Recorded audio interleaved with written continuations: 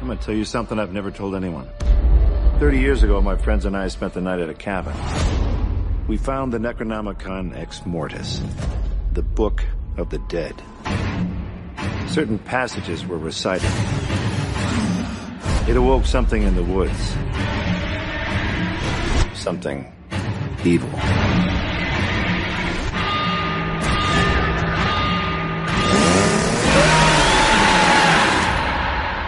I was the only one to escape. But now, the evil has found me. Hello and welcome to the Ash vs. Evil Dead podcast. This is a podcast in which we break down the Ash vs. Evil Dead TV series, which airs on Starz and of course is based off of the Evil Dead franchise. Joining me tonight, as always, is your friend and mine, Mr. Kyle Thomas. How are you doing, buddy? I'm doing good. How are you doing, JP? I am doing great. That is good to hear. I am pretty stoked that we're on episode 2 now. Finally, I know that this series itself is kind of ahead of us. Probably not when this is going to be released. Well, actually, it'll probably be super ahead of us when this is released. But I'm just glad that we're on the second episode here. We're kind of skimming through these episodes. They're not very long, so pretty excited about this new endeavor we got going on. So absolutely, I'm having fun watching it. And for those of you just joining us, we will be spoiling these episodes as we go through them. They're super short, and it's pretty much impossible to talk about them at length and not spoil them, especially when you go episode to episode in each podcast. So there will be spoilers, so keep that in mind. And with that said, I guess we can hop into episode number 2, which is titled Bait. Yep, season 1, episode 2 is titled Bait. It was directed by Michael Bassett. And written by Dominic Derquez. I probably butchered that last name. And the original air date was November 7th of 2015. Yes, so just at the time we're recording this, a little over a month ago, and it actually had a pretty significant drop in viewership. About half the viewers came back for the second episode, which is a little disheartening, but at the same time, we do not know how much viewership the Starz network gets, but it had about 0.2 million viewers, so 276,000 viewers, drop off from 437,000 viewers in episode 1. But you expect that in a premiere. I wasn't expecting such a significant drop off in episode 2 because episode 1 kicked ass, and I thought it had a very high praise from critics and stuff. I don't know if the time slot changed or what happened, but there was definitely a drop off, and I think that's a little bit of note. I think you got to take into factor too with some of this is a lot of people don't have Starz, so they may not be factoring into the amount of people that are downloading the episode, maybe from an illegal site or something along those lines. Yeah, and I believe also these are available for purchase on the different outlets like Amazon and Hulu. I'm not really sure for sure about Hulu and stuff, but I think that these shows are available to. You can buy it off of. You can actually rent it or buy it, whatever, off of the Xbox Live Marketplace too. Okay, there you go. So, there you go. I mean, it's kind of like one of those things. It's kind of like because Starz has their own kind of their own app as well. It's the Starz app, and it's kind of like HBO Go, so you can get it off there. There's like multiple places to get it from. I think where they're getting these numbers from is directly a person that has access to Starz and is tuned in at that point in time. So it may be a little bit different as far as certain things go, but yeah. But yeah, we can go ahead and start getting into the episode here. Right before we actually do that, though, yeah. I did want to mention that you were saying about the Xbox Live Marketplace and stuff. One of the things that is very wrong with the current landscape of television and movies is that those numbers are very hard to track, and they're not publicly tracked. So you really have no idea, and a lot of times it actually leads to some turmoil between studios and directors and agents and stuff like that because those numbers are still so hidden and they haven't really found an outlet to kind of make them public, and maybe they don't want to. I don't know. It's very complicated, and I've heard a lot of different people talk about it. Yeah.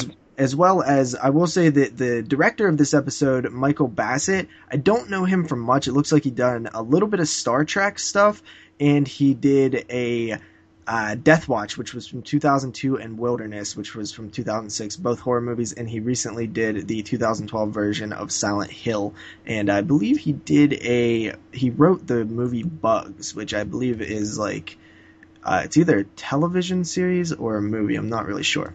That's interesting. He did the new Silent Hill movie. I haven't seen that movie yet, but it's kind of cool that he's actually done full-length movies and he's doing TV too. So that's pretty interesting. Yeah, but, I've heard that Death Watch movie from 2002 is actually pretty decent, and I have seen Wilderness, and I thought it was solid as well, maybe a little bit above average, not super great. It's that Death Watch one, though, I recently picked up, so I'm curious to check that one out. But the Dominic Derricks hasn't really done anything, so he's kind of a bit of a newbie here. Yeah, I was going to say with these directors too for these TV shows, well, especially this show, it's really hard to even tell the difference between the directing style of these people because I feel like every episode kind of looks the same. And that's intentional, right? They're trying to stay within a certain boundary. Some people, and that's with a lot of TV shows. I've heard a lot of directors over the years on podcasts being interviewed saying that like when they direct TV, they're not really allowed to go, outside the box too much. They pretty much have to stick to what the show is known for. So there's not really a bunch of creativeness going on there. Now, if you get somebody like a Ty West or like a Rob Zombie who hasn't done like any TV, I'm sure that it'll show through. But oh yeah, definitely, it feels like Sam Raimi could have directed all of these, honestly. Oh yeah, I definitely agree there. I mean, the first episode was really really good. I loved the directorial style of the first episode, and honestly, you could actually see with the last two. This is episode 2, but I've seen a couple more that a lot of the directing styles they're taking from Sam Raimi. A lot of the things from the original Evil Dead, a lot of the shots and things of that nature, they're trying to somewhat incorporate it into the show, and it's really interesting to see that because Sam Raimi back in the day was the director or one of the directors for the horror genre with all his weird camera angles, his camera shots, and it does show through in some of the stuff that is in the series so far that we have seen. They actually are showing a lot of, they're bringing up a lot of clips from the original, the first movie, which is really cool to see as well. I'm pretty stoked to see that as well in this episode with the intro. So, Absolutely. So yeah, pretty cool. So let's go ahead and get into episode number 2 titled Bait. Yeah, so pretty much this episode starts out and, Kelly, she's wanting to go to her parents' house. This Ash at the beginning of the episode, he did kill that old granny at the end of the last episode, at the end of the first episode. Kind of just picks up right there where it left off. Yeah, and we know Kelly from the previous episode was worried about her father and her mother, who was supposedly dead, and she wants to go save her father. And Ash is, of course, very resistant to that. Kelly kind of just takes off on her own, steals the whip, and then leaves Pablo and Ash there by themselves. And I believe Ash believes that she has took the book. The Book of the Dead. The Book of the Dead. So, and Ash was like, when she took off, he was kind of like telling Pablo, he's like, this is kind of it. This is the end of the road for us. I'm going to take off on my own. And then that's when Pablo kind of breaks the news. She took the book with her. We're going to have to go to her parents' house and kind of, help her out at this point because Ash didn't want to go. He wanted to do his own thing. And then that's where kind of the episode begins. They obviously get into Ash's whip and start driving toward Kelly's parents' house when all of a sudden, this is a great scene. This is my favorite scene in this entire episode.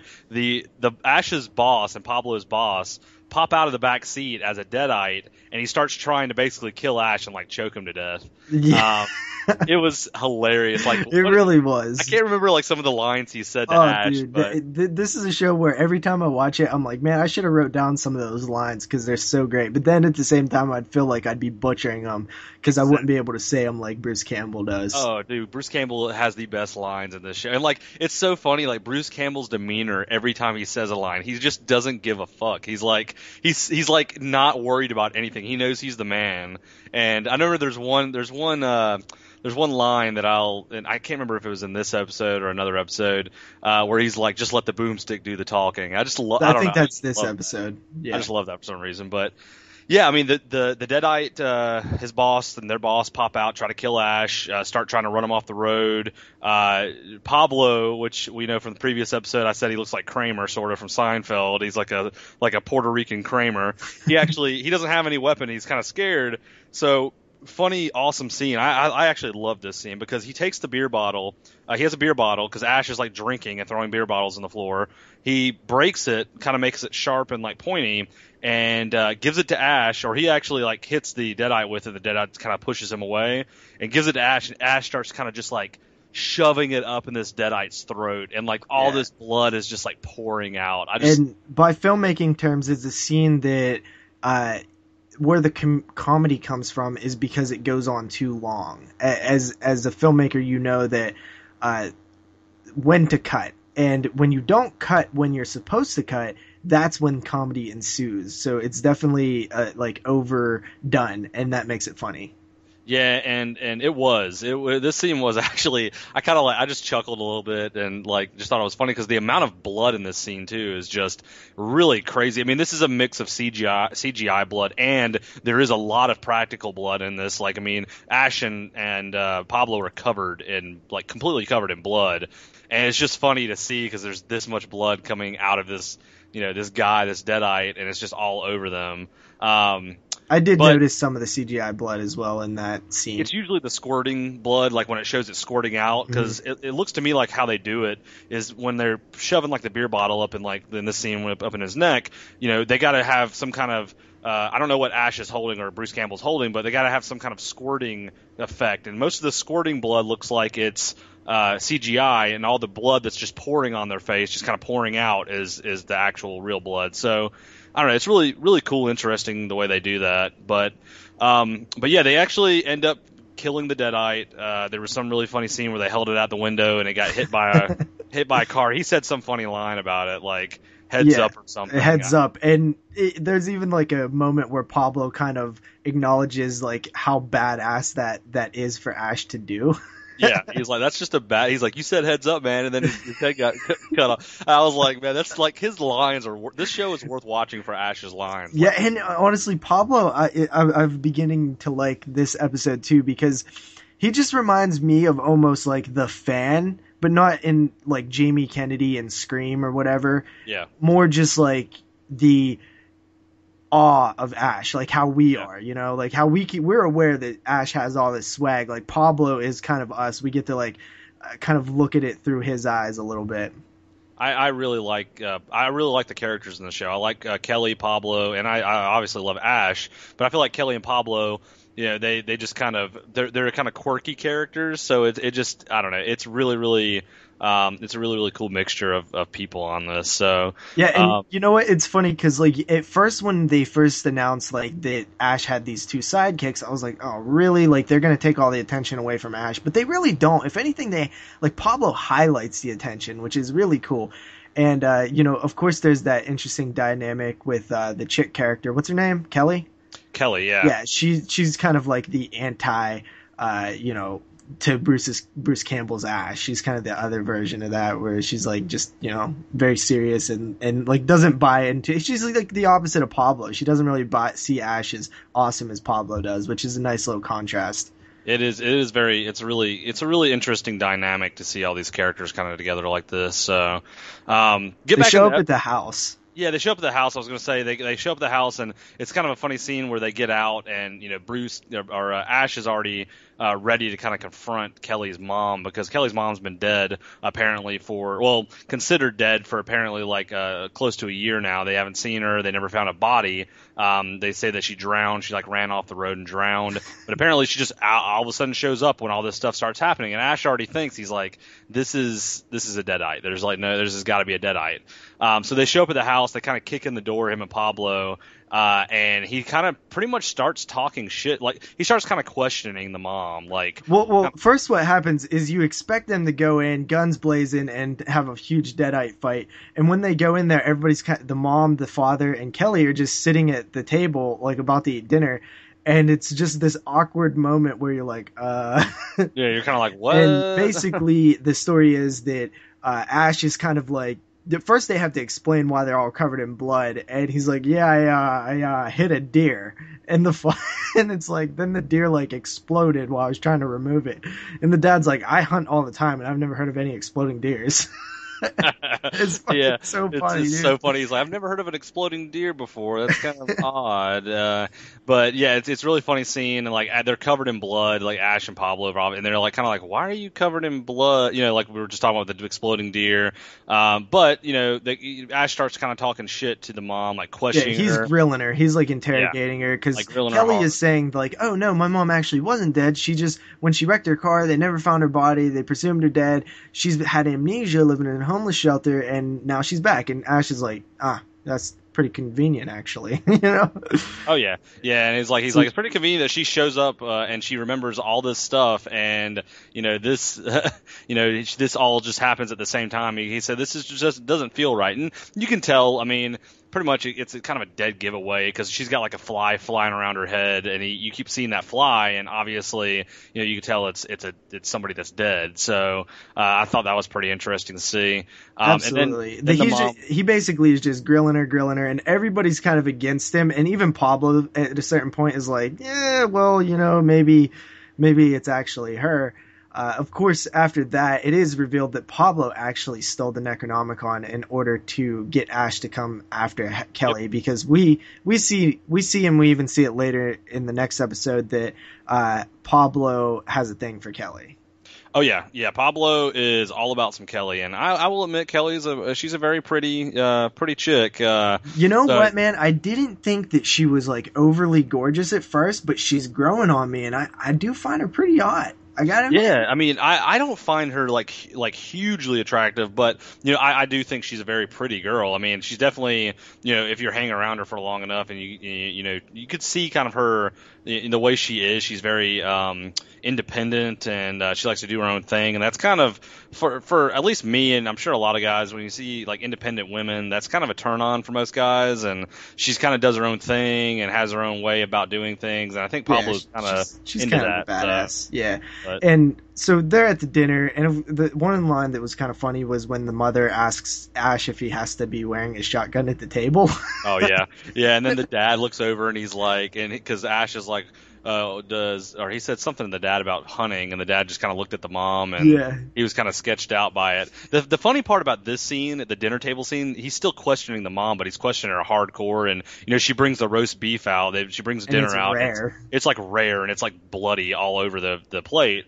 The funny part I found about this scene was how like Ash is like sitting there completely pretty much talking shit, like really talking shit, and like being extremely rude to this mom, and this dad's such a pussy. He's just sitting there and he's not saying anything. I'm like, why is this dad such a pussy? And the dad, I mean, as you can see, you know, as he's talking shit, he ends up actually punching the mom in the face at some point for no reason. Just like, you know, she's answering questions, and he's like, well, what are you going to do now that you're back? And then she's like, I guess I'm going to, you know, stay hanging out with family. And then he just punches her in the face, not just knocks her out. Yeah, so Ash, you know, and for a brief moment, obviously the audience should know better and be like, oh yeah, she's definitely a deadite or whatever from the very beginning. But at the moment when he punches her and nothing happens, you're like, uh-oh.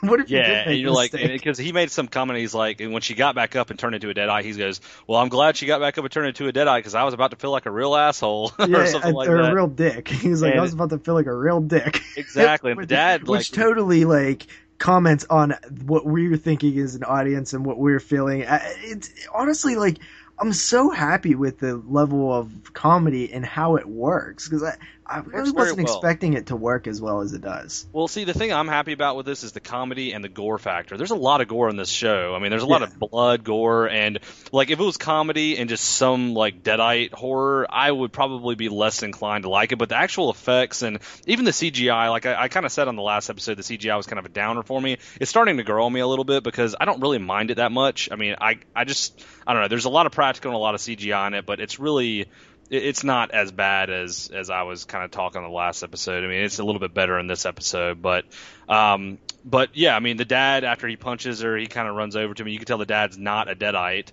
and the mom turns into a deadite. And at this point, Kelly kind of retreats to her bedroom or a bedroom, and the deadite mom is kind of like walking around on the walls.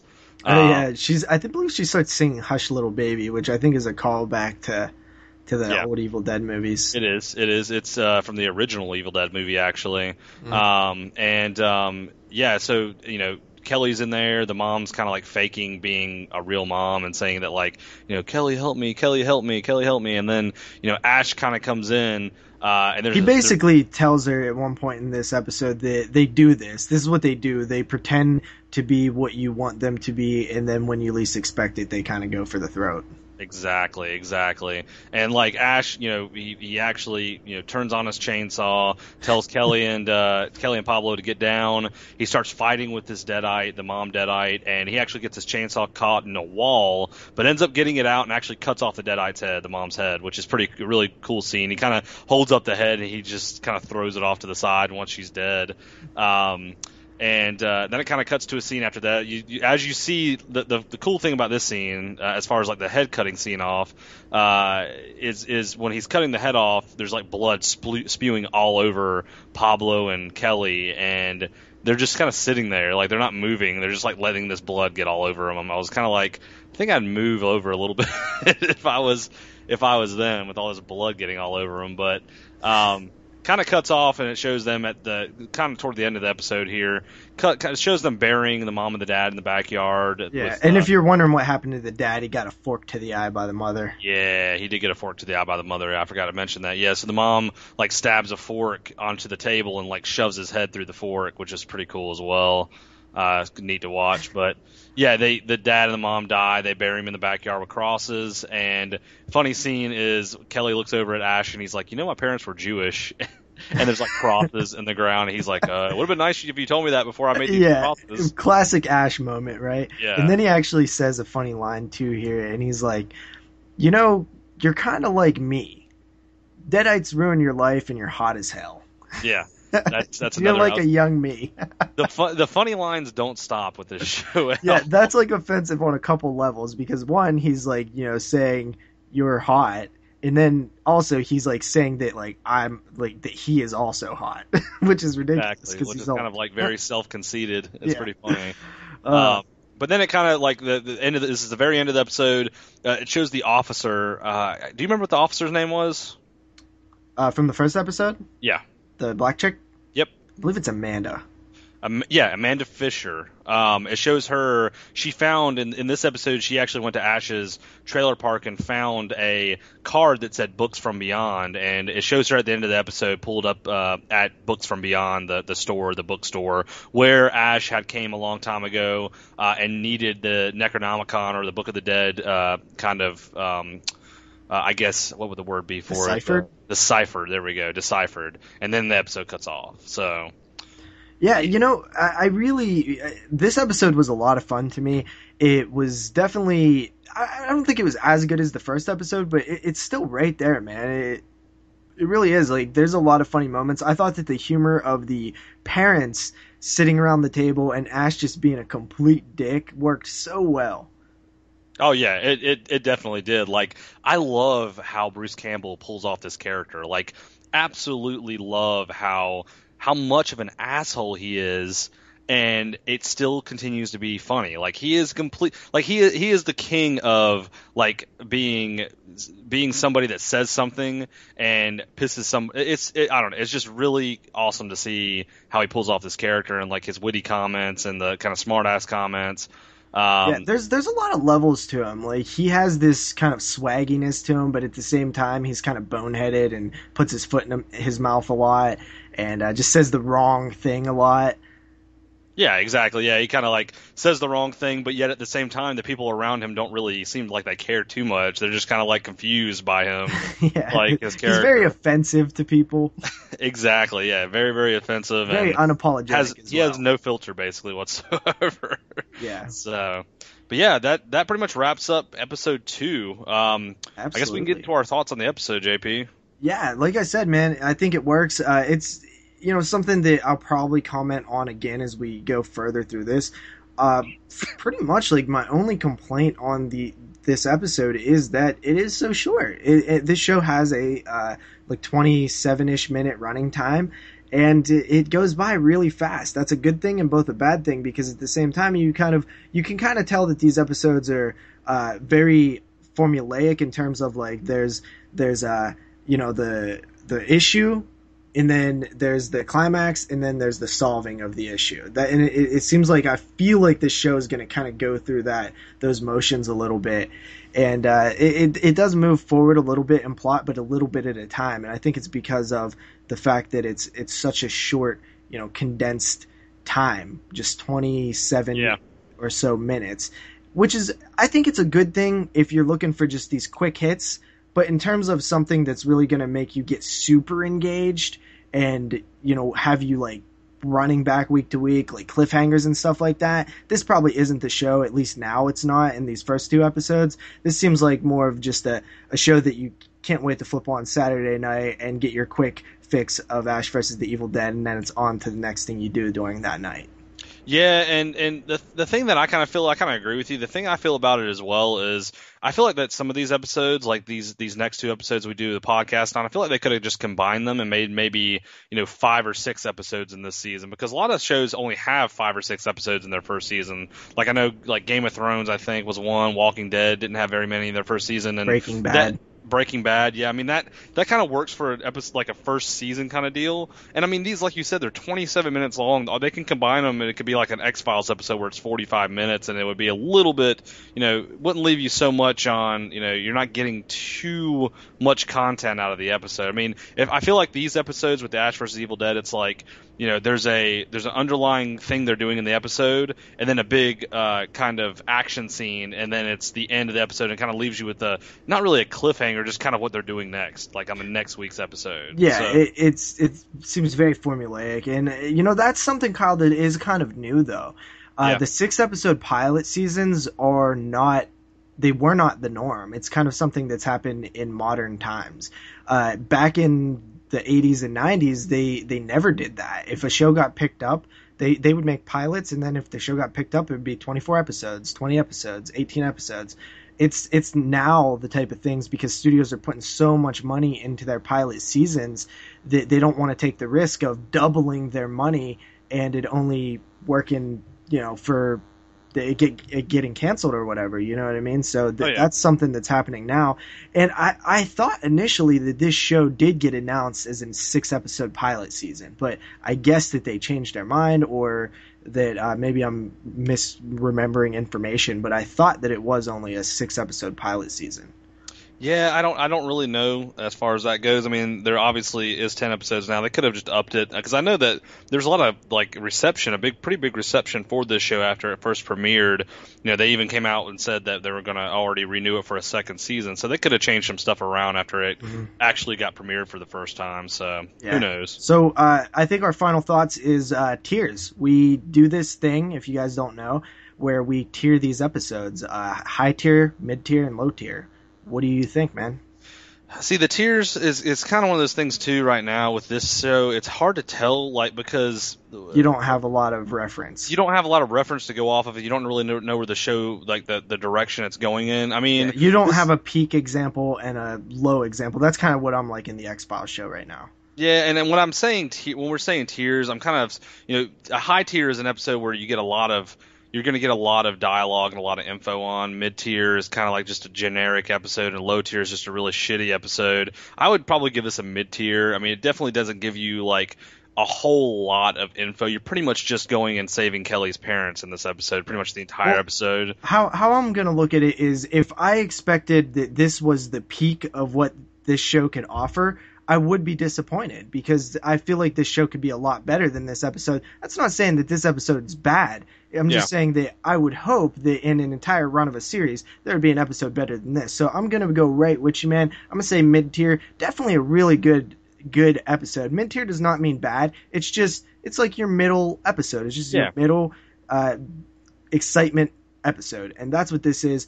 I think that's going to wrap it up, dude. You agree? Yeah, I definitely agree, man, and appreciate you guys listening to the Ash vs. Evil Dead podcast, and stay tuned till episode 3. Yeah, absolutely. And before we get out of here, I just want to say I am JP. That is Kyle. You can check me out on YouTube at DoubleshotJ. Kyle on YouTube, The Horror File. You can also check us out on horrorphilia.com, 22 shots of moods and horror.com. I have a podcast. Kyle has a podcast. I have another podcast, which is the X-Files podcast and the 22 Shots of Moods and Horror podcast. Check those out. You will love them. And we will see you guys next time with another breakdown of Ash versus the Evil Dead. Next time, episode 3.